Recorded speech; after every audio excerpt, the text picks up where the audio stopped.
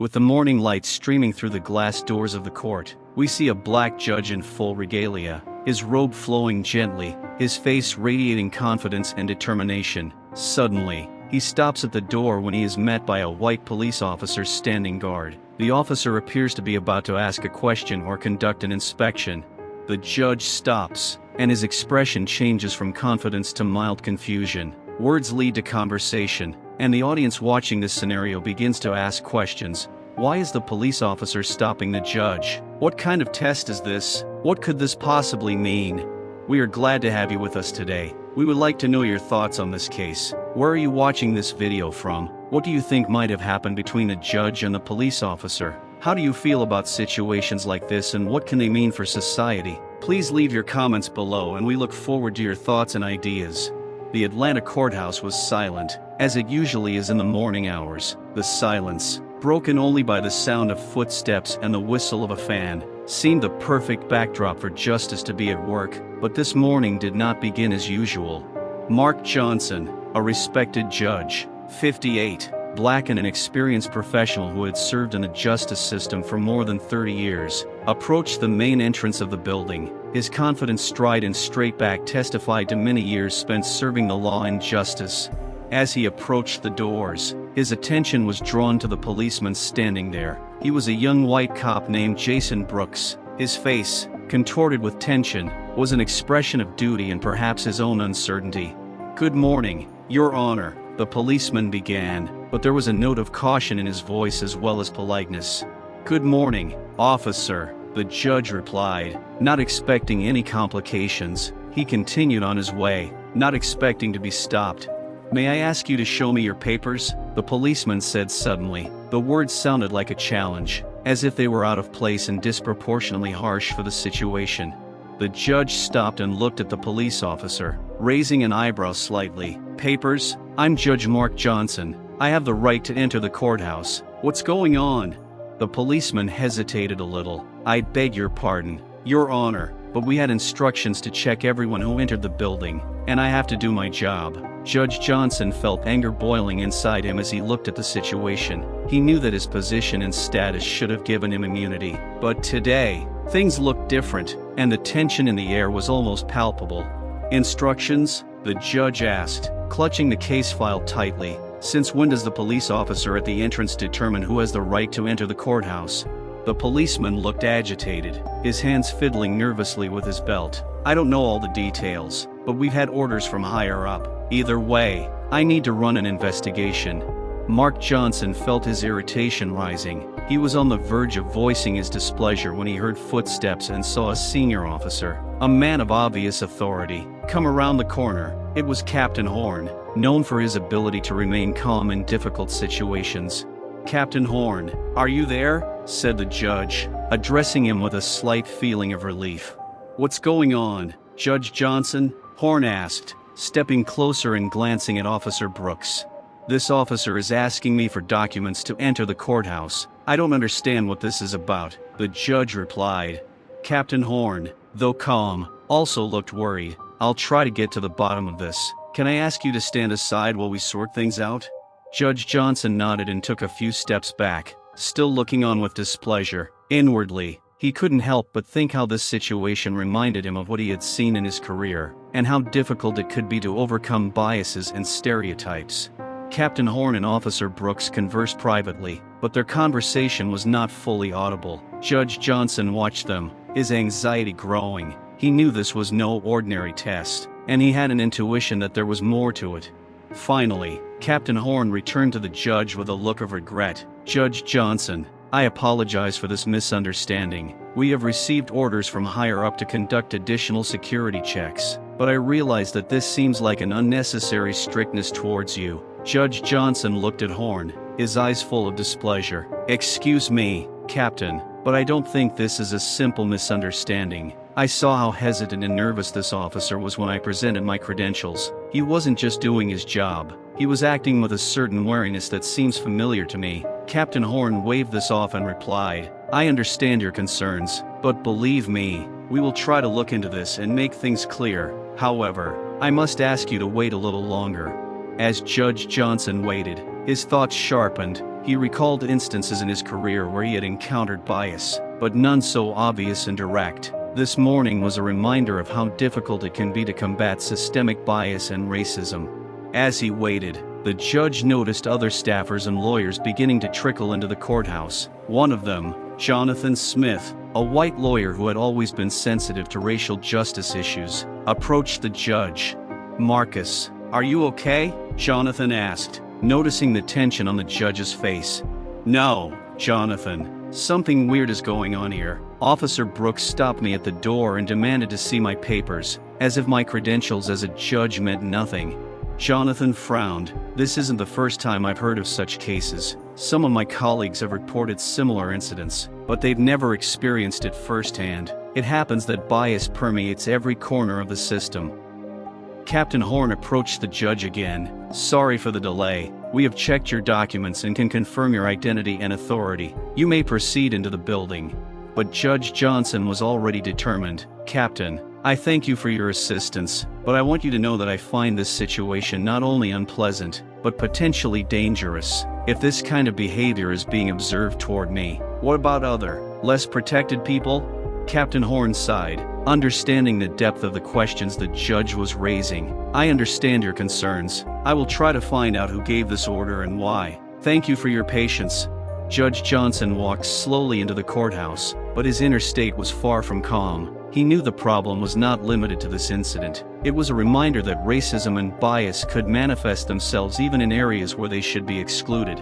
As he walked through the courtroom, he saw his colleagues and staff watching him with interest and concern. The experience at the entrance to the court was not just an incident, but the beginning of a deeper conversation about how the justice system and society as a whole deal with issues of racism and bias. Judge Johnson knew that this incident would prompt further analysis and, perhaps, changes to their system. Judge Johnson walked into the courthouse, his thoughts racing. He felt that the incident had only highlighted deeper issues that perhaps had not been fully recognized. While he tried to focus on his work, he could not ignore the general atmosphere of tension and mistrust that was slowly creeping up on his colleagues and staff. In the courtroom, he noticed some of the black staff and attorneys discussing the incident among themselves, their conversations filled with frustration and discontent. One of the attorneys, Kimberly Wright, a black woman with a solid reputation in the legal community, approached Judge Johnson. "Marcus, you're not alone. We're all going through this," she said, her voice full of sincerity. "That incident at the entrance was just the beginning. We all know that things like this happen in other places, but now they've come to light."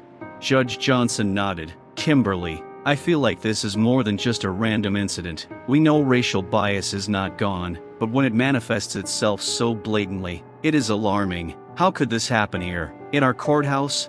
Kimberly sighed. "We often see how racial bias affects people beyond our control. Justice denied, wrongful arrests, invisible barriers, these are all part of a system we must change. But when these incidents start happening within the system, it brings us face to face with an inescapable reality." At this point, Captain Horn approached the judge again. "Judge Johnson, I want to apologize for this whole mess. We investigated and found that the order for additional checks did indeed come from a senior officer. We have taken steps to prevent this from happening in the future." "That's a good start, Captain, but it's only part of the problem," Judge Johnson replied. "We need to have a serious discussion about how racial bias permeates the justice system and what we can do to prevent it in the future." That evening, Judge Johnson met with several key justice system figures and advocacy groups. The discussion was tense and emotional. Marcus proposed creating a commission to study and eliminate racial bias in the system, as well as develop training and awareness among staff. "We must understand that bias, whether overt or covert, cannot be eliminated without awareness and action. We must work to create an environment where everyone feels respected and treated fairly," he said, his voice full of determination. Some at the meeting expressed support, while others were skeptical, believing that change might be too difficult. However, Judge Johnson was confident that the need for change was not only important, but urgent. Over the following weeks, discussions continued, and the incident at the courthouse entrance became a starting point for a larger dialogue about racial inequality and bias. Education and training were implemented, and public attention was brought to an issue that may have been long overdue. But for Judge Johnson, this was just the beginning. He knew that combating systemic bias and racism was not just a matter of justice, but a community effort, and while the road was long and difficult, he was determined to keep going and to continue working for justice and equality. While Mark Johnson and others discussed ways to overcome racial bias, an incident outside the courthouse attracted attention not only from within the justice system but also from outside it. News of a judge being stopped by a police officer and asked to produce identification spread throughout the city, sparking public outrage and attracting the attention of local media. A local newspaper article titled "Fairness in Question: Police Probe of Judge Raises Racial Inequality Questions" gained public attention. The article featured advocates, lawyers, and local residents who questioned how such problems could arise in the justice system. Many comments on social media supported Judge Johnson, but there were also those who defended the officer's actions, claiming he was simply doing his job. In light of public pressure, Captain Horn held a press conference to try to clarify the situation. His statement included an apology for the incident and a promise to conduct an internal investigation. However, this was not enough, and public opinion continued to raise questions.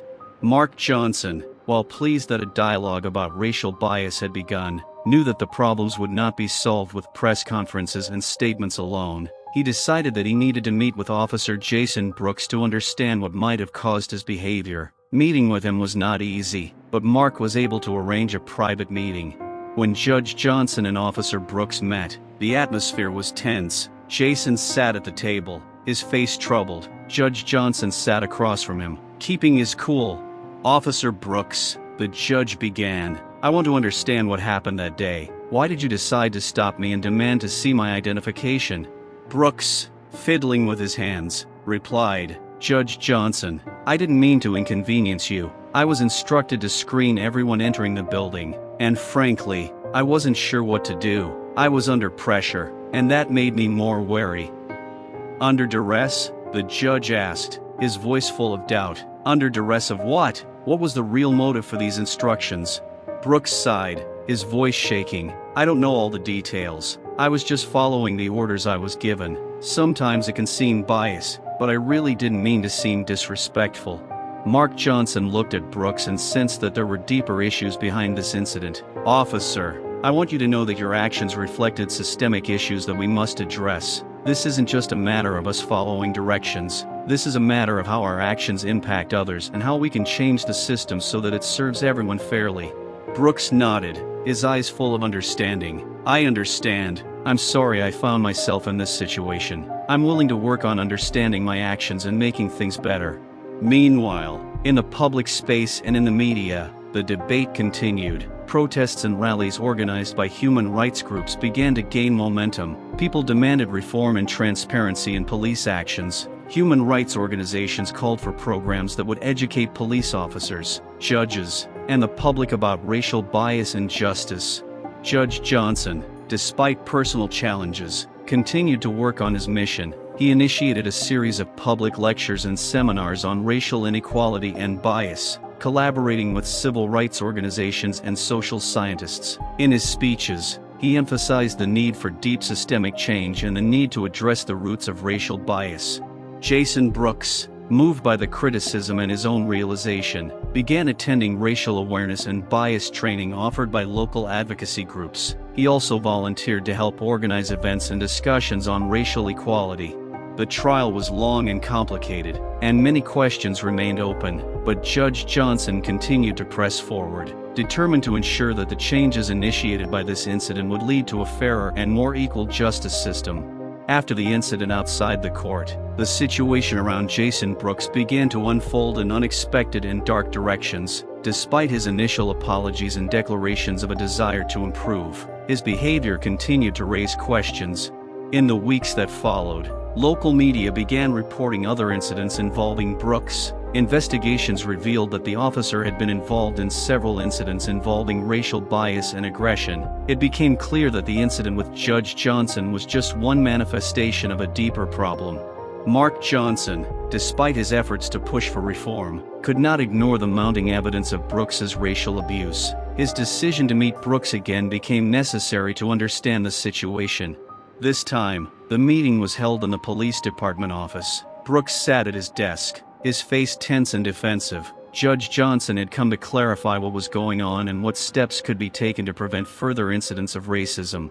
Officer Brooks, I understand you may be going through a difficult time, but I want to know the truth, the judge began, trying to remain calm. The information I have received indicates that your conduct is far from professional. Brooks leaned back in his chair, his eyes filled with displeasure. You think I'm just being racist? That's ridiculous. I was simply following instructions and reacting to what I perceived as a threat. This is not simply about following instructions, Judge Johnson said, not looking away. This is about how you interpreted and executed those instructions. Your demeanor, your attitude toward people and your actions show much more than just following orders. Brooks, clearly exasperated, exploded. I don't have to justify myself to you or anyone else. I did what I thought was right. I'm tired of having to face accusations of racism every time I follow instructions. Brooks' words were full of aggression and hostility. Judge Johnson felt that before him was not just a man who had made a mistake, but a police officer whose prejudice and aggression towards racial minorities had become part of his job.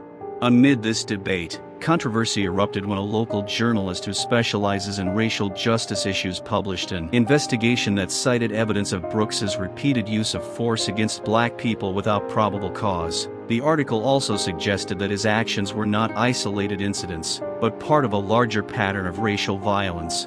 The public exploded with outrage. Protest groups began holding demonstrations demanding an immediate investigation and Brooks's dismissal. Citizens began organizing meetings to discuss racial discrimination and the need for police reform. Captain Horn, under pressure and criticism, was forced to acknowledge the seriousness of the situation. He launched an internal investigation, which uncovered more examples of Brooks' misconduct. An official announcement soon followed that he would be suspended pending the outcome of the investigation. Judge Johnson continued his work on reform. He initiated a public council to monitor police conduct and met with civil rights groups to discuss how to prevent similar incidents in the future. In his public statements, he emphasized the importance of addressing systemic issues and ensuring fairness for all, regardless of race. Racism and police brutality continued to be at the forefront of public attention. Brooks' case was an example of how deeply ingrained biases could undermine trust in justice and impact the lives of ordinary people. Judge Johnson knew that only systemic change could bring about real improvement. It was a difficult and challenging road, but he was determined to fight for justice until the end. The Jason Brooks scandal continued to mount. Brooks's suspension had sparked heated debate and protests across the city. Meanwhile, public hearings into the officer's case had begun, with Judge Johnson called as a witness. It would be a pivotal moment that could either bolster the push for reform or exacerbate racial tensions. The atmosphere in the courtroom where the hearing was taking place was tense. Officer Brooks, despite being suspended from duty, was present at the hearings, as was his legal right. He sat in the prosecution's seat, his face grim, with an expression that radiated hostility and aggression.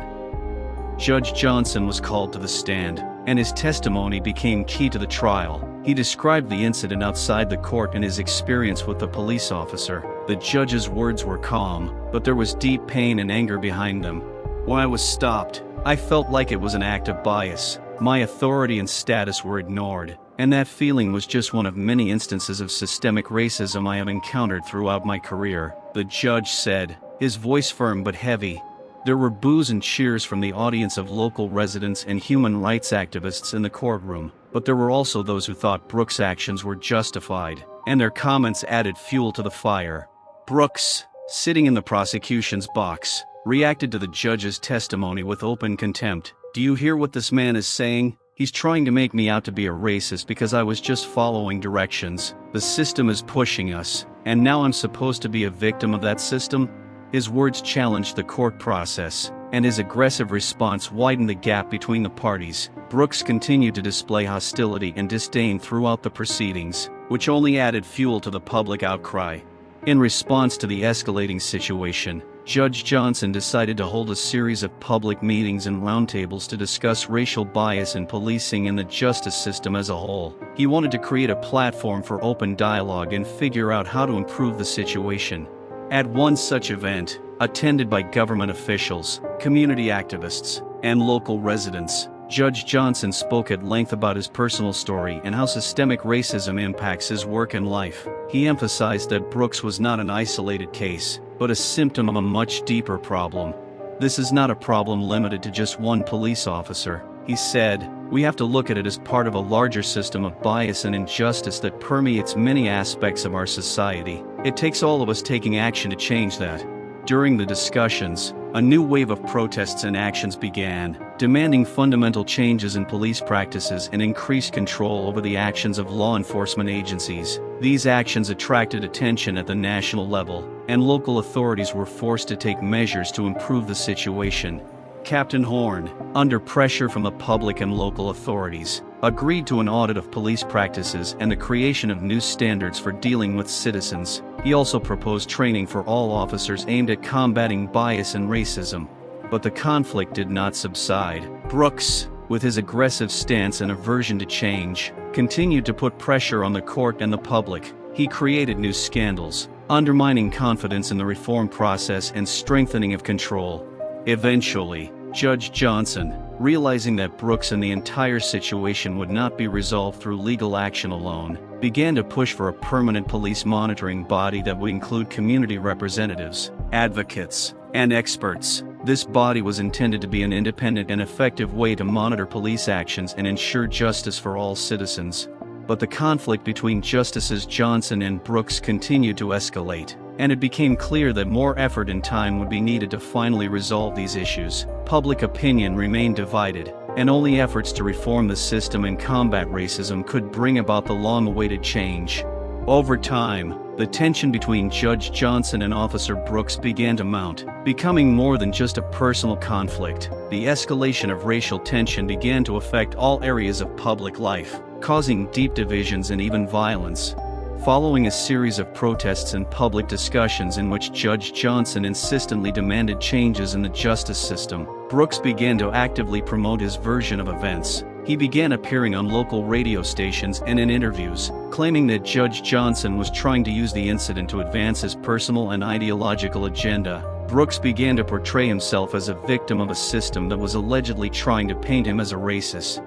"I'm being used as a scapegoat," Brooks said in an interview. "Now that public opinion is against me, my case has become a field for political games and racial manipulation." These statements have sparked a wave of support and protests from both sides. Brooks's group has begun to actively oppose judicial reforms and Judge Johnson's work, accusing him of creating conflict to achieve his goals. At the same time, Johnson's supporters have stepped up their demands for fairness and transparency in police actions. The tensions led to clashes in the streets of the city. Protesters and counter-protesters staged rallies and protests that often turned violent. In one such incident, a group of protesters clashed with police officers, leading to violence and arrests. During these moments of escalation, Brooks and his supporters openly accused Johnson of inciting the violence. Soon, videos and photos began appearing online showing Brooks and his supporters attempting to stir up tension in public spaces, provoking conflicts with those speaking out against racism. Some of these videos showed Brooks and his supporters openly campaigning against black citizens, which only added fuel to the fire. At the same time, Judge Johnson faced serious resistance from city officials. Some of them, fearing political repercussions and public pressure, began to question the wisdom of reform. The group supporting Johnson began to notice that some officials were becoming less willing to cooperate with them, which made the situation worse. In the midst of this escalation, Judge Johnson decided to hold an emergency press conference to try to calm the situation and call for a peaceful resolution to the conflict. In his address, he emphasized that personal conflicts should not be allowed to destroy public institutions and endanger the lives and safety of citizens. "We must all remember that racism and bias have no place in our justice system," he said. "We must work together to bring about change and justice. Our actions must be aimed at solving problems, not exacerbating conflicts." Despite these efforts, the situation continued to deteriorate. Supporters of both sides continued to express their views aggressively, leading to further clashes and violence. The escalation of the conflict began to threaten not only public order, but also the reform process itself, which seemed to be under threat. The city was in a constant state of tension and mistrust. Judge Johnson and Brooks, as opposing forces, continued to play out their roles in a complex and painful struggle that had become emblematic of broader issues of racial justice. The situation required drastic action to prevent further deterioration and to create the conditions for real change. Thus, the confrontation between the judge and the policeman became not just a local conflict, but a real symbol of the struggle for equality and justice, which affected all levels of society. The situation in the city continued to escalate, and the conflict between Judge Johnson and policeman Brooks became the epicenter of public discord. Racial lines of division became even more clear, and hatred for the black judge began to escalate into open hostility. Following a series of protests and confrontations, increasingly aggressive and biased media coverage began to appear. Pseudoscientific articles and social media actively spread theories that Judge Johnson was allegedly undermining the rule of law and trying to impose a racist agenda. Groups supporting Brooks organized rallies where they openly called for hatred and discrimination. One of the most high-profile protests took place in the city center, when several hundred people gathered for a demonstration clearly aimed against Judge Johnson. During the rally, participants carried signs insulting and threatening the judge, and chanted anti-African slogans. The atmosphere was extremely tense, and clashes with counter-protesters soon broke out, leading to violence and destruction. During this time, Judge Johnson's homes became the target of threats and vandalism. Anonymous threatening letters began arriving at his apartment, threatening revenge for unfair prosecution of police officers. One such letter warned that if Johnson did not cease his efforts at reform, his career and life would be in jeopardy. The situation reached its peak when a group of protesters, unable to achieve their goals peacefully, staged a protest outside the courthouse. They surrounded the building, shouting threats and curses at Judge Johnson. At the height of the protests, one of the protesters, clearly under the influence of provocative slogans, attempted to enter the building. He was detained, but this event only increased public tension. Judge Johnson was forced to take steps to protect himself. He was given security and worked under heightened security, but a sense of anxiety and danger became part of his daily life. Despite their efforts, the police could not completely prevent threats, and tensions in the city continued to mount. In response to the threats and attacks, Johnson issued a statement in which he spoke of his commitment to justice and the need to continue working to reform the system. In his address, he stressed that hatred and aggression cannot be a barrier to change. "I understand that my efforts may provoke negative reactions from some, but that is no reason to give up the fight for equality and justice," he said. "We cannot allow hate and bias to destroy our society and hinder our progress." Despite these words, tensions continued to mount. Brooks's support groups used media platforms to stoke discontent and paint Johnson as an enemy of the system and public order. Constant reporting and provocations continued to escalate the situation. In this climate of hatred and violence, Johnson continued his work, but his every decision and every step he took was subject to harsh criticism and attacks. The escalation of the conflict and aggression towards Judge Johnson became a symbol of the deep problems that exist in society and a vivid example of how prejudice and racism can destroy individual lives and social structures. Thus, the story between Judge Johnson and Officer Brooks became not only a personal conflict, but also a reflection of broader social issues that require a serious and comprehensive approach to achieve change and restore justice. The conflict between Judge Johnson and Officer Brooks continued to escalate. Following the events involving threats and violence, tensions in the city became so high that the danger escalated into potential riots. Hatred for Johnson and support for Brooks led to polarization of public opinion and active intervention by outside forces. The situation became more complicated when, in the midst of public protests, radical groups, both local and imported from other regions, emerged and began to exploit the conflict for their own ends. These groups, representing extreme ideological positions, actively supported Officer Brooks and increased the aggressive mood among the protesters. One such group was a radical nationalist collective that staged a rally under the slogan "For Order and Justice," openly supporting Brooks and denouncing Johnson. During the rally, participants unfurled banners with racist slogans and staged an action that quickly turned violent. At one of these rallies, a group of radicals attacked the courthouse. Protesters with wooden sticks and stones began to destroy windows and doors. Trying to get inside, the police, who had to resort to force to protect the building, found themselves between two fires. On the one hand, activists supported Brooks. On the other, the police themselves and their actions became the target of criticism. In this tense moment, when abuse of power and aggression were becoming the norm, Johnson was forced to rethink his strategy. Realizing that his life and safety were at risk, he became even more cautious. He organized a meeting with representatives of the community and human rights activists to discuss ways to create more effective protection measures and combat violence.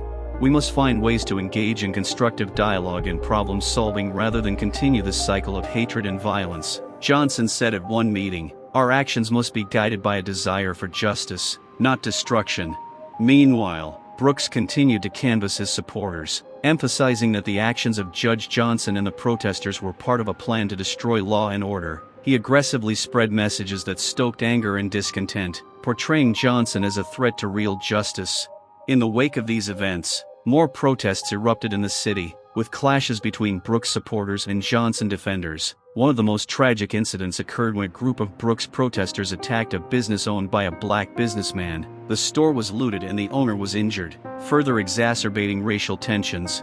The situation reached a boiling point when the advocacy group organized a meeting with government officials and opinion leaders, demanding urgent action to restore order and justice. Judge Johnson at the meeting reiterated the need for deep systemic change, which must include not only law enforcement reforms but also public education programs aimed at eliminating racial bias. We are not just dealing with the actions of individuals, but with systemic problems that require a comprehensive approach, Johnson said. Our goal is to create a society where everyone, regardless of race or background, has equal rights and opportunities. However, Johnson's attempts to focus on constructive solutions met with stiff resistance from both radicals and some government officials who feared losing popularity. Brooks, in turn, took every opportunity to attack Johnson and his reform initiatives, presenting them as a threat to order and stability. In this difficult context, the city council, under pressure from the public and activists, decided to conduct an independent investigation into the actions of Brooks and other police officers. This investigation was an attempt to understand the origins of the conflict and identify possible abuses. As the investigation continued, the conflict between Judge Johnson and Officer Brooks remained in the public eye. Both camps continued to oppose each other, each with their own goals and methods. There was a constant atmosphere of tension and mistrust in the city, and only time would tell if efforts to reform and restore justice would bring about the long-awaited change. The situation in the city continued to deteriorate, and the conflict between Judge Johnson and Officer Brooks gained national attention. The attack on the Johnson family home was one of the most disturbing incidents. Masked assailants started a fire that was quickly extinguished, but the house was partially destroyed and family members were injured. The attack drew a wave of outrage and support from activists, but also new waves of hatred from Brooks supporters. The situation on the streets of the city became even more tense. Protests and counter-protests became frequent, and sometimes they turned violent. The police, who were supposed to maintain order, themselves became involved in violence, which further undermined trust in law enforcement. An internal investigation into the actions of Brooks and other officers proved more complex than expected, revealing that Brooks' actions were part of a broader pattern of bias and misconduct within the police force. The investigation, conducted by independent experts, has sparked new controversy. Brooks supporters have claimed that the investigation was biased and used to discredit their defense attorney. Radicals supporting Brooks staged a series of increasingly violent protests. In one such protest, they staged a protest outside the offices of a pro-Johnson advocacy group. The protest quickly escalated into clashes with police and counter-protesters, leading to further violence. Several people, including civilians caught in the middle of the violence, were injured. The federal government, concerned about the deteriorating situation, decided to intervene and offered mediation to de-escalate the conflict. A special commission was created, which included representatives from various political and social groups, as well as independent experts on human rights and mediation. The commission began negotiations with both sides, trying to find ways to resolve the conflict peacefully. The proposed initiatives included the creation of zones for peaceful dialogue and holding public meetings. The city remained tense, and the fate of Brooks's legal battles became the focus of national attention. Judge Johnson, despite threats and physical abuse, was determined to continue his work and combat racism, both in police actions and in public opinion.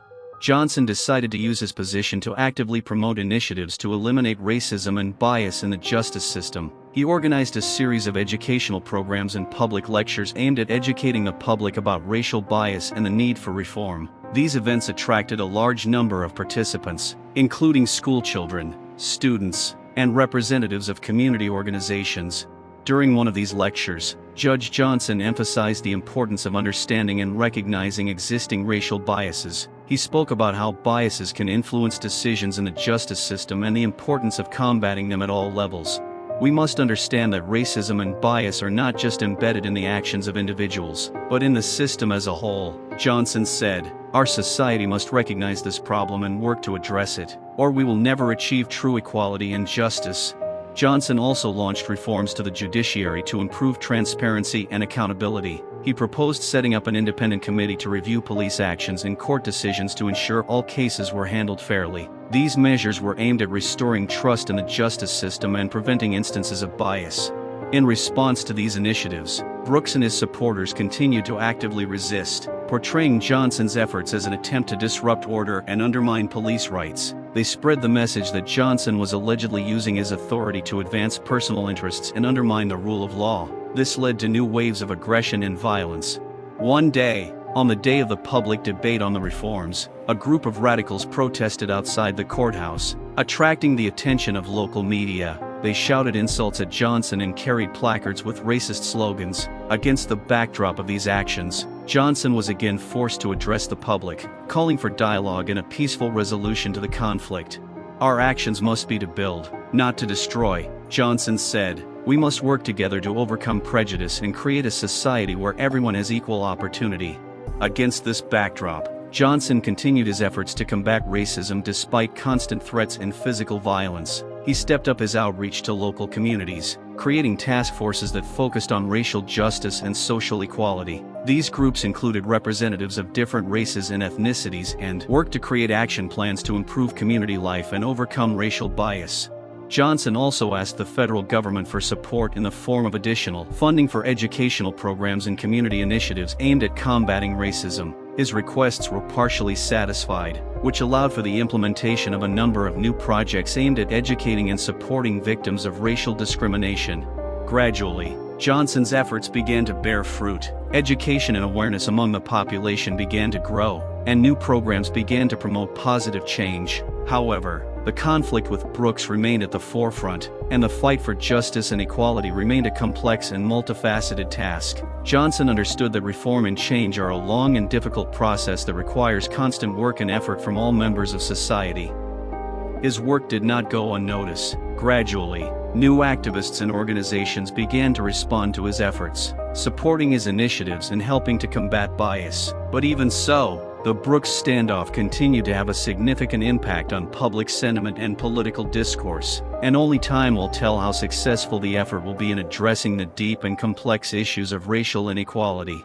The ongoing conflict between Judge Johnson and Officer Brooks continued to overshadow public life in the city. Despite efforts to reform and combat racism, the situation remained tense and volatile.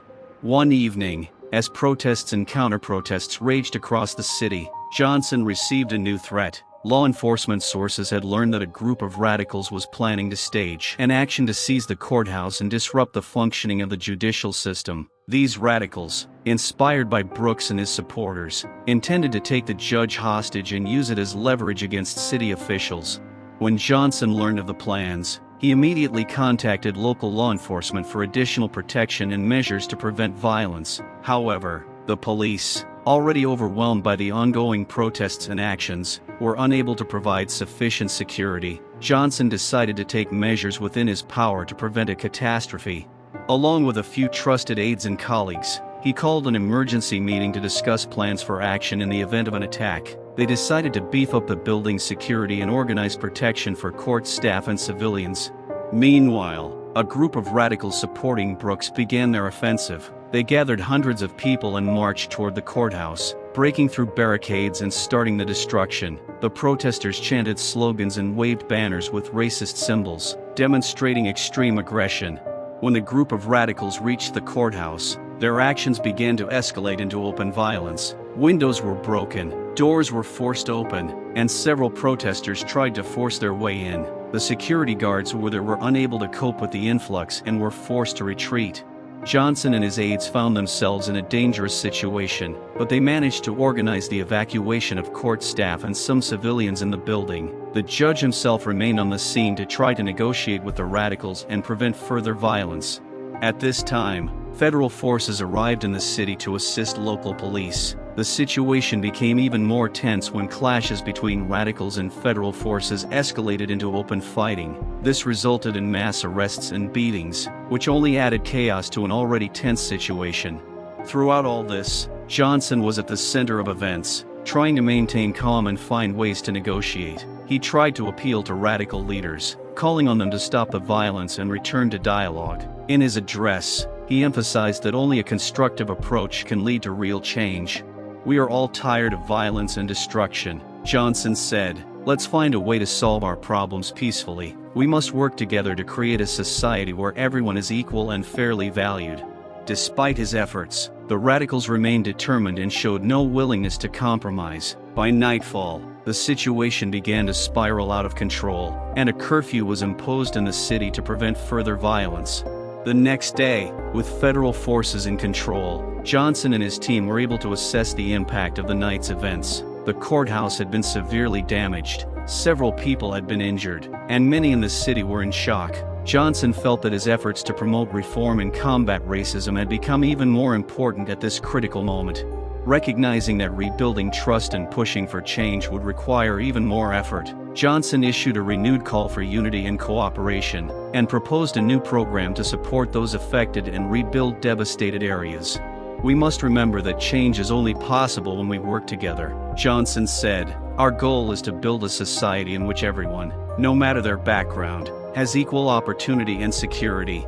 Civil society and human rights organizations responded to his call and began actively supporting the reconstruction efforts. At the same time, federal and local authorities continued to investigate the actions of radicals and police officers to ensure justice and prevent similar incidents from happening again. Slowly, despite the ongoing challenges and strife, signs of recovery and hope began to emerge in the city. Johnson continued his work on justice reform and anti-racism, and his efforts began to bear fruit. Education and awareness of racial bias began to increase, and community initiatives began to promote positive change. But the fight was far from over, and the path to true equality and justice remained difficult and thorny. Justice Johnson continued his work, recognizing that every step forward was important and necessary to create a more just and equal society. After the attack on the courthouse, Judge Johnson's life became even more difficult. The city, plunged into chaos, continued to harass and threaten him. Johnson received numerous threatening messages calling him and his family traitors and accusing them of breaking the law. These messages were accompanied by racial slurs and calls for violence. Soon after, Johnson's home was targeted again. His car, parked in front of the house, was set on fire and daubed with racist graffiti. The incident underscored how deeply racism had permeated the judge's life. Despite efforts to restore order, the situation in the city continued to deteriorate. Radical groups and Brooks supporters held rallies and protests that often turned violent. These groups actively spread false accusations, claiming that Johnson was breaking laws and using his position to advance a personal agenda. The accusations led to pressure on Johnson and calls for his resignation. During one of the court hearings, where a police corruption case was being heard, protesters stormed the courtroom and staged a demonstration right in the middle of the proceedings. They shouted abuse, threatened the judge and demanded his resignation. The incident attracted media attention and only increased the pressure on Johnson. Johnson also faced a horrific incident when his eldest son, a college student, was the victim of a racist attack on campus. A group of students supporting the radicals attacked him, leaving him with serious injuries. The event was the final straw for Johnson, who felt his family was being targeted, and his efforts to combat racism led to more violence. When the situation reached a critical point, federal investigators asked Johnson to temporarily leave the city for his safety. Johnson refused, believing that doing so would be an admission of defeat and would undermine his efforts to reform the system. Instead, he continued to work, albeit under heavy guard. International attention and support from human rights groups have helped to draw attention to issues of racial inequality. Solidarity actions with Johnson have been held in several countries, and public figures have condemned the racism and violence directed against him. This attention has led to new initiatives to create platforms for open dialogue and combat racism, including crisis centers for victims of racial discrimination. Johnson continued his work despite difficult conditions. His efforts to reform the justice system and combat racism became even more important, and he remained determined to bring about positive change and build a fair society. Over the next few weeks, despite the increased security, the situation for Judge Johnson only worsened. The racist attacks became more violent and he had to deal with tragic consequences. One day, as Johnson was returning home after a long day at work, he found his home had once again become a target. This time, unknown vandals had not just damaged property, they had burned his home to the ground. The fire destroyed nearly everything Johnson and his family had accumulated over the years. It was said that before the arson, racist slogans had been taped to the house calling for Johnson and his family to be driven out of town. This tragic event left Johnson and his family deeply shaken. The family was left homeless, and even with help from local organizations and neighbors, recovery was a long and painful process. Johnson felt devastated and vulnerable. The event undermined his morale, but he knew he had to continue his work despite all the difficulties. Soon after the arson of his home, Johnson faced further tragedy. One of his close friends and colleagues, a lawyer working on a racial discrimination case, was attacked. He was beaten by a group of radicals who apparently singled him out to send a message to Johnson. The violence caused shock and outrage among those who supported the judge, but also contributed to mistrust and fear.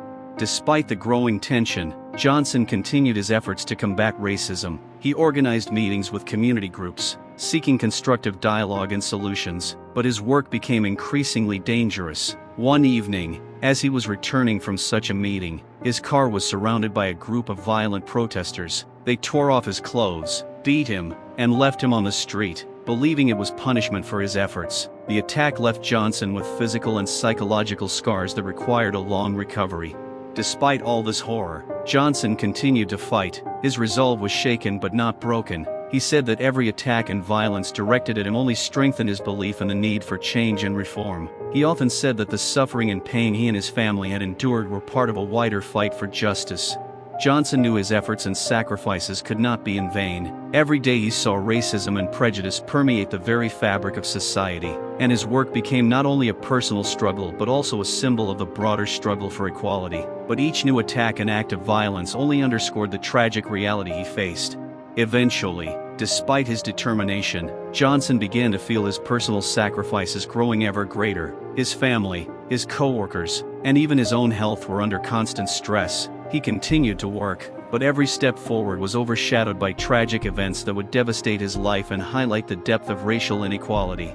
The tragedy and pain Johnson endured became increasingly apparent. His efforts to reform the justice system and combat racism had had a significant impact, but at the cost of incredible personal suffering. Johnson, continuing his work, remained a symbol of the fight for justice despite the constant violence and racism that haunted him and his family.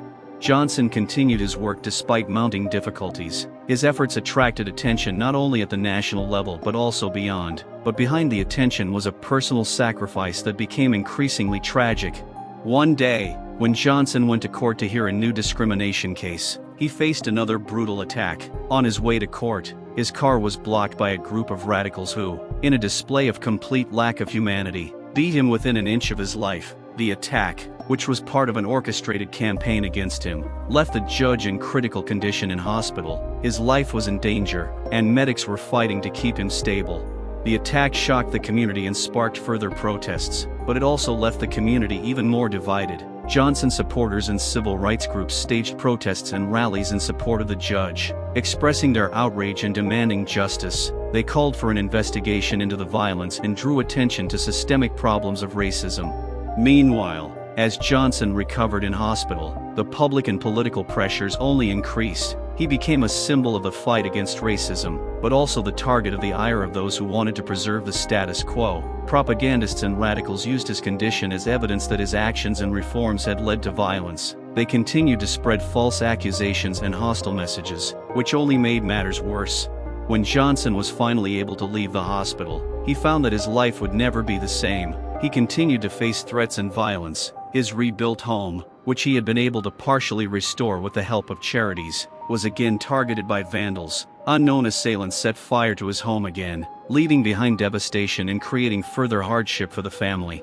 Johnson and his family were forced to seek temporary housing, and every step of the way to recovery seemed insurmountable. Despite constant threats and acts of violence, Johnson did not leave his post and continued his work in the court. However, his physical and emotional state left much to be desired, and he had to contend not only with external attacks, but also with his own internal experiences. The work of reforming the judiciary continued, but it became even more difficult. Johnson faced constant resistance and pressure. Many colleagues and politicians began to distance themselves from him, fearing that they would become targets of attack. These factors further deepened his isolation and alienation. Through it all, Johnson kept working, knowing that his efforts mattered. He knew that change doesn't happen overnight, and that every sacrifice and every hardship is part of a larger process. He continued to fight for reform, for justice, and for a society where racism and prejudice had no place. But the struggle grew more difficult with each passing day. Johnson felt that the pressure and violence were destroying his life, and that his personal sacrifices, while making important changes, were a price he could not always easily accept. He continued his efforts, but often wondered what the outcome of this struggle would be, and whether he would ever see the fruits of his labor without fear and pain. As Johnson continued his efforts to reform and combat racism, each step forward was overshadowed by the tragic consequences that became part of his daily life. It was a struggle not only for social change, but also for his own dignity and life in the face of relentless violence and hatred. In the aftermath of the attacks and tragedies that befell Judge Johnson and his family, Johnson felt that his personal suffering was part of something larger, a deep, systemic problem of racism that permeated society. His resolve to confront racism only grew stronger, despite the personal losses and constant pressure. His recovery from the latest attack was a long and painful process. He spent weeks in the hospital, struggling not only with physical injuries but also with deep psychological wounds. He felt his body and spirit exhausted, but his inner fire continued to burn. With each day spent in intensive care, he realized that the fight against racism requires not only strength, but also sacrifice. Once Johnson was able to return to work, he found his efforts to reform the justice system met with even greater resistance. His constant clashes with radical groups and elements of the police became part of his daily life. At work, his colleagues and even some court staff began to speak out against his approaches, finding them too aggressive or provocative. Unable to remain silent, Johnson decided he needed to take more drastic action. He began holding public lectures and meetings aimed at drawing attention to systemic racism and the need for reform. In his speeches, he spoke openly about his personal experiences, describing how racism was destroying people's lives and society as a whole. These lectures attracted public attention, but also led to more attacks on him. One day, while Johnson was at a meeting with community groups, his car was set on fire and his family was threatened again. This attack was more violent and dangerous than the previous ones. After this, Johnson began to receive death threats, which were accompanied by actual attempts to invade his temporary housing. He understood that these threats were not just random, but the result of a targeted campaign aimed at intimidating and eliminating him. Nevertheless, he continued his efforts, believing that his work was more important than his personal safety. He organized a number of actions and campaigns aimed at highlighting cases of racial discrimination and violence. During this time, Johnson began to see his efforts bear fruit. New social movements and organizations emerged to oppose racism. Some political leaders and activists began to listen to his message, leading to discussions about the need for reform in law enforcement and the judicial system. But Johnson's personal life continued to unravel. One day, his daughter, who was a student at school, was the victim of a racist attack by classmates who supported radical views. The girl suffered physical and emotional injuries, and this event became the last straw for Johnson. Johnson's family was forced to move to a safe house under heavy security. The move not only made their lives difficult, but also symbolized how deeply racism had permeated their lives and society. Johnson felt that despite their best efforts, he and his family continued to pay a high price for fighting for justice.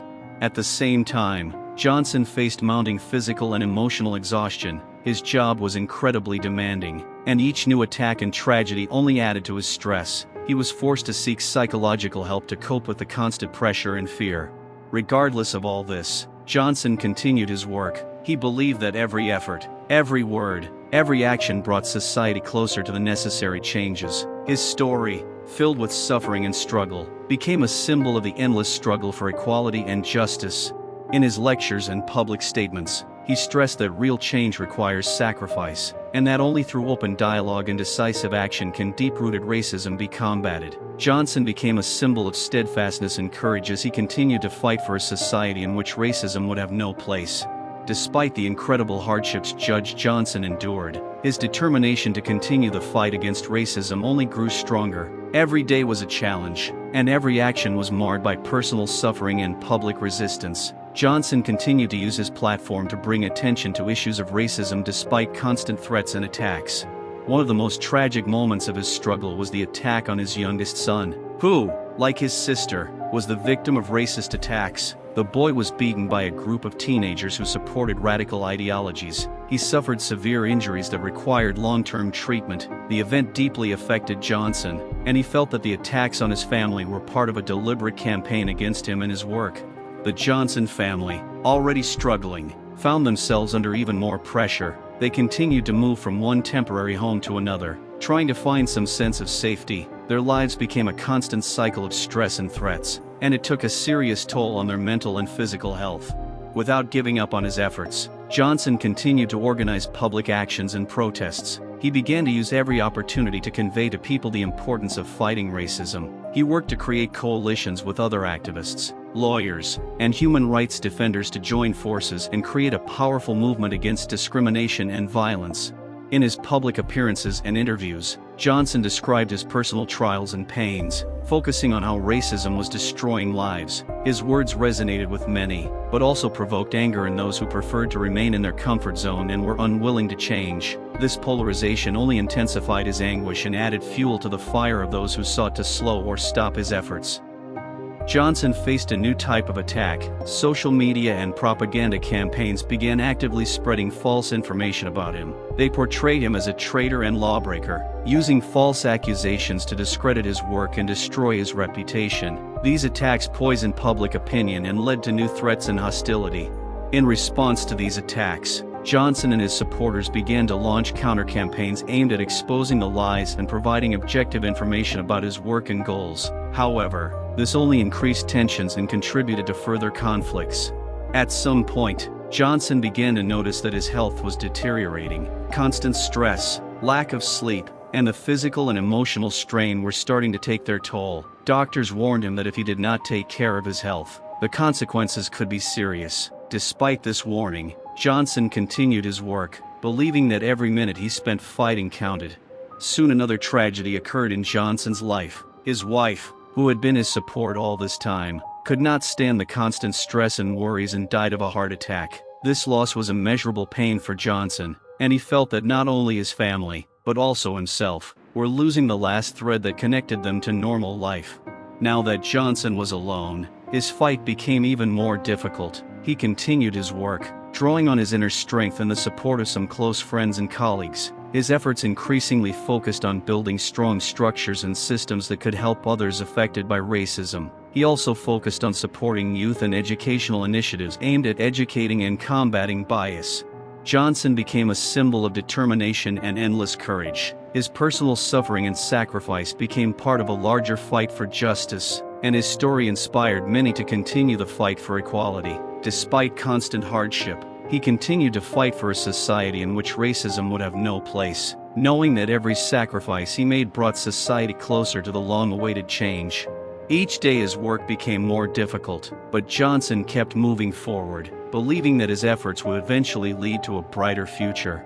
Despite the terrible trials and personal losses, Judge Johnson not only continued to fight racism, but deepened his efforts in this area. He understood that achieving change required a systemic and comprehensive approach. That is why he focused on creating structural reforms and active public support. After the death of his wife, Johnson was especially determined in his fight. He devoted his time and energy to creating the Truth and Justice Center, which became an important part of his work. The center was created to provide legal and psychological assistance to victims of racial discrimination and violence. It also became a platform for public discussions and educational programs aimed at combating racism and bias. The center began working on several key projects. One was working with educational institutions to implement anti-racism education programs. Johnson and his team developed educational materials that helped children and adolescents understand and resist bias. They also began working with teachers, providing them with tools and resources to effectively teach and discuss topics of racism and justice. Johnson also worked extensively with local law enforcement and political leaders to implement reforms aimed at increasing transparency and accountability. He organized a series of meetings and consultations with police departments to discuss improving community engagement, racial bias training, and developing new standards of conduct. One of his biggest victories was the passage of a new law on law enforcement reform. The law included mandatory training for police officers on racism and cultural competence, the creation of independent bodies to investigate police violence, and strict standards for the use of force. The law also called for the creation of a public board that could monitor and evaluate law enforcement. The fight to pass the law was far from easy. However, Johnson faced stiff resistance from politicians and interest groups who did not want change. However, through tireless work and public pressure, the law was passed, and it was a significant step forward in the fight against racism. An important milestone in this fight was also the international recognition of Johnson's work. His efforts attracted the attention of the global community, and he received support from international human rights organizations. This led to the organization of global actions dedicated to the fight against racism and to the expansion of the program for the exchange of experiences and best practices between countries. Despite all these achievements, Johnson's personal suffering continued. He faced the consequences of racism and violence every day, and this inevitably affected his health and mental state, but his dedication and determination to see change remained unwavering. Johnson continued to work to expand his center, improve its programs, and attract new partners. He also became active in community events and conferences, sharing his experiences and inspiring others to fight racism. His story became a symbol of courage and determination, and his efforts became an inspiration to many people around the world. In this way, Judge Johnson's fight against racism was not only a personal achievement, but also part of a larger global fight for justice and equality. His work and sacrifices led to real change in society, and his legacy is an important part of the fight for a more just world. Johnson continued his work despite personal trials and constant threats. His efforts led to significant changes, but the fight against racism and prejudice remained a long and difficult process. One of his main tasks was to expand the work of the Truth and Justice Center, which had become an important part of the fight for equality. The center not only provided legal assistance to victims of racial discrimination, but also collected and analyzed data on incidents of violence and bias. This data was used to develop recommendations and proposals for improving policies and practices at both the local and national levels. Johnson also became active in creating a mentoring program for young black professionals. He understood that reform required not only changes in systems and structures, but also support for future leaders. The program provided training, mentoring, and career opportunities to help young people overcome barriers and achieve success in a variety of fields. Together with his team, Johnson organized large-scale conferences and workshops where issues of racial discrimination, inequality, and justice were discussed. These events attracted public and media attention, creating a platform for constructive dialogue and exchange of experiences. Public discussions helped to dispel stereotypes and biases, promoting a deeper understanding of the problem. Despite these achievements, however, Johnson continued to face significant challenges. Amid growing public pressure and political resistance, his work and efforts were under constant attack from radical groups and opposition forces. In response, Johnson stepped up his work with law enforcement and politicians, seeking to establish protections for activists and victims of racial discrimination. One day, when Johnson returned from a meeting at the Truth and Justice Center, he was in for an unpleasant surprise. His car had been blown up in a carefully planned terrorist attack. Fortunately, Johnson himself was not injured, as he was not in the car at the time, but the attack was yet another act of violence against him and his work. The incident attracted widespread attention and provoked a storm of public outrage. Johnson used the tragedy as a platform for a new call to action. He organized a solidarity rally, where he gave a powerful speech stressing the need to combat violence and intolerance, and called for a unified effort to achieve justice. Rumors of his death, which circulated in some circles, only strengthened Johnson's resolve to continue his work. He understood that it was precisely such acts of violence that showed how deeply ingrained racism and prejudice were in society, and that his efforts were more important than ever. Through his center and partners, Johnson continued to develop and implement new programs aimed at reforming law enforcement and the justice system. He focused on creating more effective reporting and oversight mechanisms, providing protection for those who have been racially discriminated against, and expanding educational programs to raise awareness of racial injustice. Johnson also began working with other activists to create a network alliance for human rights defenders to support and empower each other in the fight against racism and bias. The alliance has become an important part of the equality movement, providing a platform for sharing resources and support. In his personal life, despite ongoing difficulties, Johnson found support from his community and friends. He received letters and messages from people around the world who were inspired by his courage and determination. These words of encouragement were a source of strength and motivation for him to continue his work. Ultimately, despite all the trials and tragedies, Johnson remained a symbol of hope in the fight for justice. His work led to real change in society, and his legacy became part of a larger fight for equality and justice. His story continued to inspire many around the world, demonstrating that even in the midst of profound injustice and violence, change can and should be fought for. As Johnson continued his fight, he faced personal and social crises, but remained resolute in his goal. His story and efforts attracted attention both nationally and internationally. However, each new victory came with a price, and Johnson continued to face new challenges. After the car bombing, Johnson and his team beefed up their security, but it couldn't completely protect them from attacks and threats. In one of his last actions, which focused on transparency in law enforcement, Johnson was the target of a massive smear campaign. The spread of false information and slander led to more threats and attacks. Despite these challenges, Johnson continued to work on reform. He worked with local and federal officials to implement standards to prevent racial discrimination in law enforcement and the justice system. He organized independent commissions to review police and judicial practices to ensure fairness and accountability. One of Johnson's significant accomplishments was the introduction of the Community Watchdog program, which allowed citizens to participate in monitoring law enforcement. These watchdogs were trained to identify and report instances of bias and misconduct. The program increased transparency and accountability, and built trust between the police and the community. Johnson also supported the creation of a fund to help victims of racial violence and discrimination. The fund provided legal, medical, and psychological assistance, as well as funding educational and advocacy projects. The fund's work was invaluable to many who had experienced racism and bias, and became an important part of the effort to achieve justice. Johnson's personal trials continued. However, while he was making significant progress in his fight, his health was deteriorating. The constant stress and physical exhaustion were taking their toll on his body, and doctors again warned him to pay closer attention to his health. He began undergoing regular medical checkups and spending time resting and recuperating, but these measures did not always help. One of the biggest challenges Johnson faced was balancing his work with his family. After the death of his wife, he was the sole caregiver for his children, who also suffered from the effects of racism and societal pressure. Johnson found support in his close friends and colleagues, who helped him cope with the workload and provided the necessary assistance.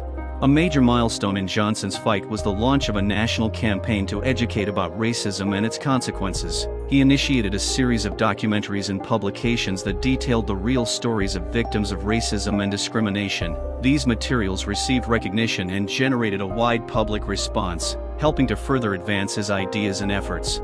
Johnson has also worked extensively to develop long-term strategies to combat racism. He has helped develop and implement new programs in educational institutions to help young people understand and respect diversity. He has also worked to improve legislative initiatives to combat racism, collaborating with politicians and community leaders.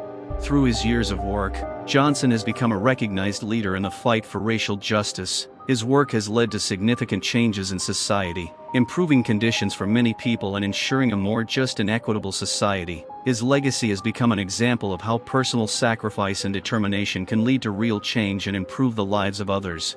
Johnson continued his work, finding strength and hope in it despite his own suffering. His story inspired many, becoming a symbol of resilience and the fight for justice. Johnson knew his work would not end as long as racism and prejudice remained a part of society, but he remained confident that every step forward brought the world closer to a brighter, more just future. Over time, Johnson's efforts began to bear fruit. Although the fight against racism and discrimination remained complex and multifaceted, his work and efforts began to have a significant impact on society. Gradually, noticeable changes began to occur in both public consciousness and institutions. One of the most notable results of Johnson's work has been the increased awareness of racism among the general public. His documentaries and publications have been recognized and acknowledged as an important contribution to educating the public about racial issues. These materials have begun to be used in schools and public events to increase understanding and acceptance of the problem of racism. Johnson's reforms began to bear fruit. The Community Watch program became a successful example of police-community collaboration. Citizens began to actively report incidents of bias and misconduct by participating in law enforcement monitoring. This led to improved police transparency and accountability, as well as increased trust between officers and the community. As a result, incidents of violence and racial discrimination in law enforcement began to decline. The existence of independent commissions created to review the actions of law enforcement agencies also played an important role in improving the situation. These commissions began to effectively investigate cases of misconduct and bias, which contributed to a fairer and more transparent justice process. Thanks to their work, a number of police officers guilty of abuse were brought to justice. The educational programs developed by Johnson and his team began to bear fruit. Schools and universities began to implement courses on anti-racism education and cultural competence. Schools began to actively work to create inclusive educational environments where racial biases and stereotypes are discussed openly, and students are taught respect and understanding of differences. Johnson also focused on supporting local communities and organizations working on human rights and social justice. His Truth and Justice Center became a key resource for activists and human rights defenders, providing them with resources, support, and a platform to implement their initiatives. These efforts contributed to the growth of social movements and organizations working to combat racism and discrimination. The mentoring program for young Black professionals also showed good results. The young people who received support and mentoring began to successfully develop their careers and achieve significant success in various fields. This not only provided them with new opportunities, but also inspired them to actively participate in public life and the fight for equality. Despite the improvements, Johnson continued to face difficulties and obstacles. Political resistance and radical groups seeking to maintain the status quo continued to try to thwart his efforts. However, he and his allies continued to work to expand their impact and achieve further reforms. Johnson's personal life also began to improve. He began to find more time for his family, as well as for himself. With the support of loved ones and friends, he was able to return to a more normal life, although the ongoing threats and pressure were still present. An important milestone in his personal and public life was the establishment of an annual event to remember those who had suffered from racism and discrimination. The event attracted public attention and served as a platform for discussing achievements and further steps in the fight for equality. It became a symbol of hope and unity, uniting people of different races and social backgrounds in the pursuit of justice. Johnson's work continued to inspire people around the world. His efforts and accomplishments became an example of how personal struggle and determination can lead to positive change in society. Although the road to equality and justice remained long, Johnson and his allies laid the foundation for future generations to continue this important work. His story became a reminder that even in the most difficult circumstances, change and improvement are possible. Johnson understood that the fight for justice is not just a personal mission, but a collective effort that requires support, unity, and a constant commitment to a better future for all. Despite the successes achieved, Johnson understood that the fight against racism required constant attention and effort. He continued to work to preserve and strengthen the gains that had been made and to direct his efforts to prevent possible regressions. One of Johnson's new areas of work was to expand the network of partnerships with organizations and activists working in different regions of the country and beyond. He initiated international conferences and forums where global problems of racism and discrimination were discussed. These events became an important platform for sharing experiences and finding joint solutions.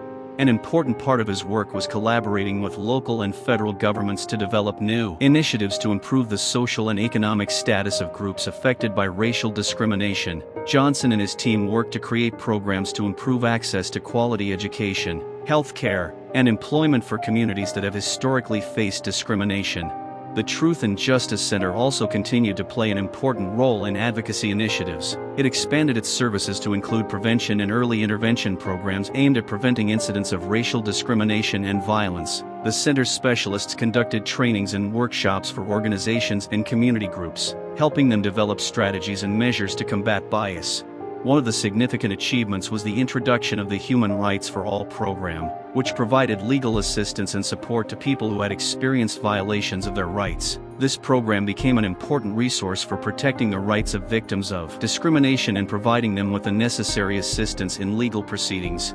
Johnson also continued to work on developing long-term strategies and initiatives to integrate racial equality into public and government structures. He was actively involved in developing policy platforms and legislation aimed at strengthening human rights standards and ensuring justice for all citizens.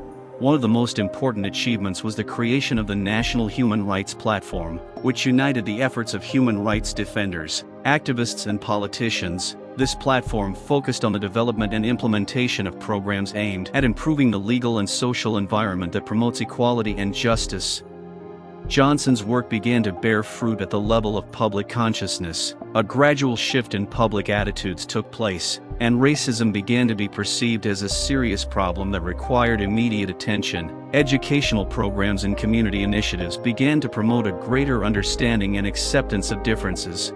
Johnson's personal life also began to heal. His children, with support from the community and a mentoring program, began to adapt and recover from the traumas they had endured. Johnson, despite ongoing challenges, found solace in their successes and his ability to make the world a better place for future generations.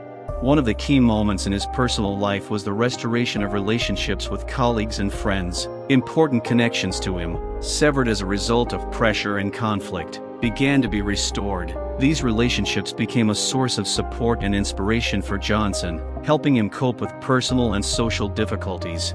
Over time, Johnson became a symbol of resilience and hope for many. His work continued to inspire people to take action and engage in the fight against racism. His legacy of justice and equality became an important part of the historical process aimed at creating a more inclusive and just society.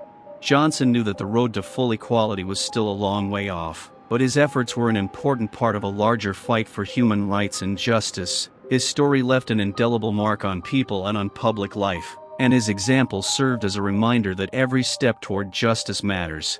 Johnson's continued work and efforts to improve racism thus became an important part of the process of transforming society. While difficulties and challenges remained, his legacy continued to inspire a new generation of champions of equality and justice, maintaining hope for a better future for all.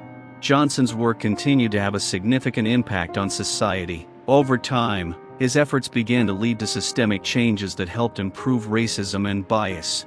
One of Johnson's most significant victories was related to education reform. In collaboration with federal and local authorities, Johnson initiated the Education for Equality program, which aims to introduce anti-racism courses and trainings into schools. This program included 1. Developing curriculum materials. New curricula were developed to cover topics on racial bias, the history of civil rights, and cultural diversity. These materials helped students better understand the complexities of racism and bias. 2. Teacher training. Teachers were trained in methods for teaching anti-racism courses and how to effectively interact with students from diverse backgrounds. This included training in cultural competence and diversity-sensitive classroom management. 3. Creating an inclusive learning environment. Schools have begun to actively implement practices aimed at creating an inclusive environment where respect and understanding of diversity have become core values. Incorporating different cultures and histories into the learning process has become part of the educational experience. These changes began to produce real results. Students and pupils began to demonstrate greater understanding and respect for different cultures and races. The programs also contributed to a decrease in the number of incidents of racial discrimination in educational institutions.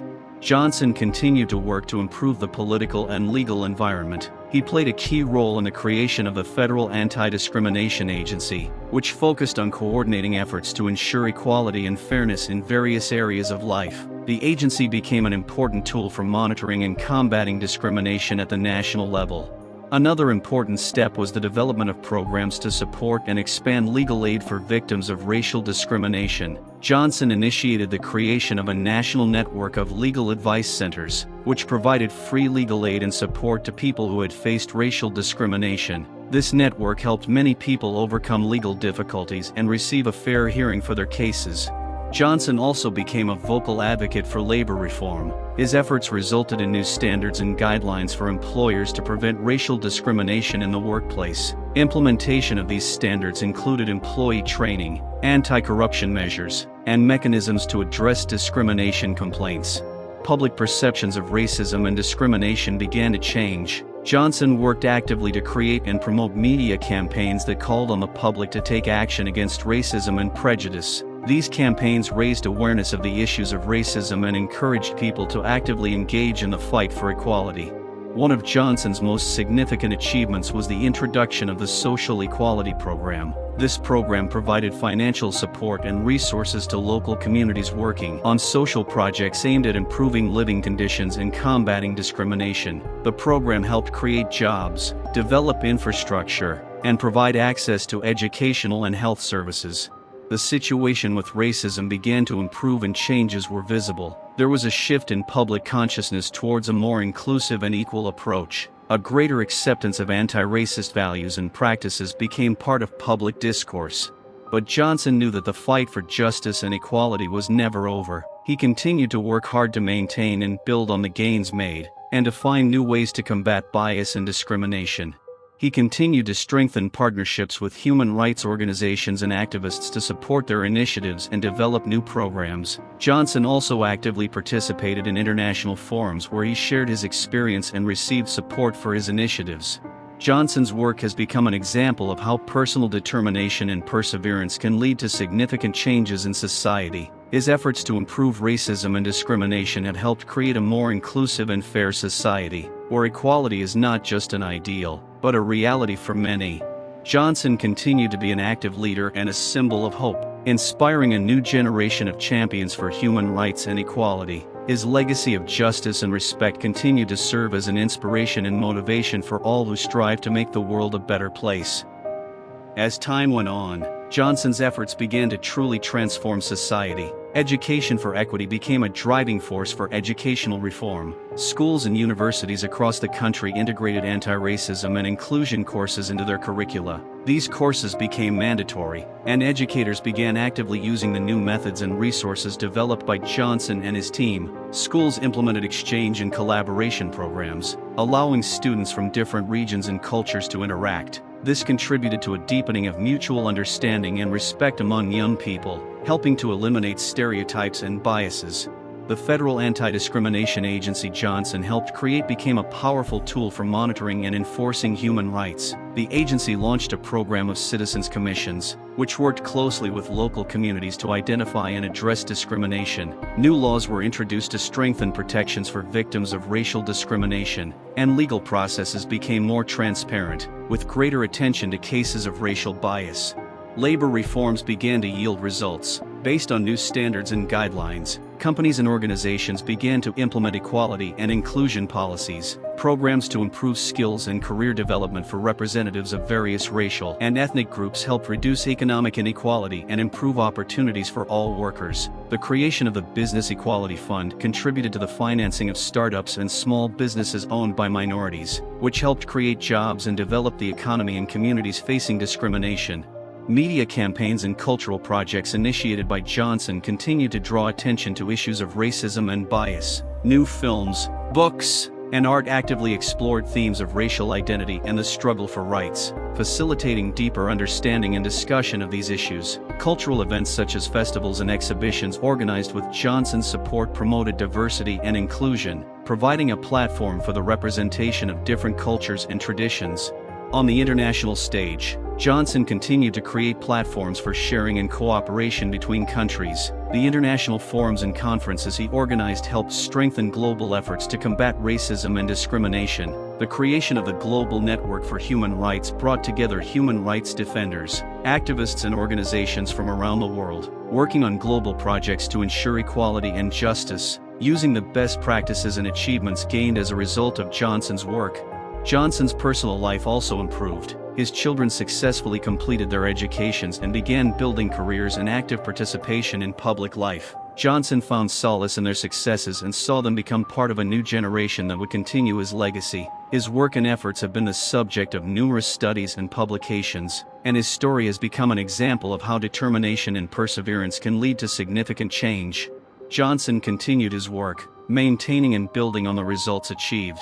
His efforts served as a source of hope and inspiration for many, and his legacy became an integral part of the fight for equality and justice. The situation with racism and discrimination improved thanks to the long-term efforts of Johnson and his team, and the successes achieved became the basis for creating a more just and inclusive society. Johnson's story had reached an important and symbolic conclusion that underscored all his efforts and achievements. As a result of his tireless work, reforms and initiatives, society had become much more open and inclusive. The changes that began with his personal struggle had unfolded into a broad movement for equality.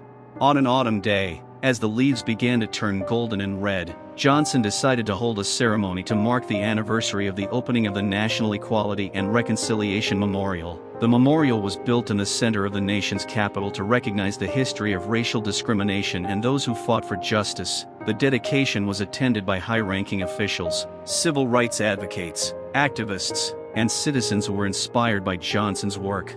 At the ceremony, Johnson gave a moving speech in which he thanked everyone who had supported him along the way. He noted that the changes achieved were possible due to the efforts of many people, united by a common goal to create a society where racial equality and justice are core values. He emphasized the importance of continuing to work to support and build on the successes achieved, reminding that true change requires constant attention and effort. After his speech, Johnson visited the memorial and paused at its central monument, a majestic sculpture depicting people of different races and cultures united in a symbol of peace and equality. At that moment, he remembered all the difficulties and challenges he had to overcome and was filled with pride that he had been able to make such a significant contribution to the cause of justice. As people began to leave the ceremony, Johnson stood alone with the memorial. He felt a deep sense of accomplishment that his efforts had helped create a more just society, but he also knew that the work was not done. Continuing the fight for equality and against discrimination had become his calling in life, and he was ready for new challenges and opportunities. Eventually, Johnson returned home to his family, where he was greeted with warmth and pride. He was surrounded by the support and love of his loved ones, who became an important part of his journey. His children continued to develop as active citizens, inspired by his example, and his personal life finally found harmony after all the trials. In conclusion, Johnson understood that real change cannot be measured by numbers or achievements alone. It is found in the hearts and minds of people, in the way they treat each other, and in the way they interact with the world around them. Johnson knew that he had made a mark on history, and his life became a symbol of how determination, perseverance, and a love of justice can change the world. He continued his work, but now with a new sense of hope and confidence that the future would be brighter and more just for everyone. Johnson left with the hope and confidence that his legacy would live on in the hearts of those who would carry on his work, and that society would strive for a more just and inclusive future.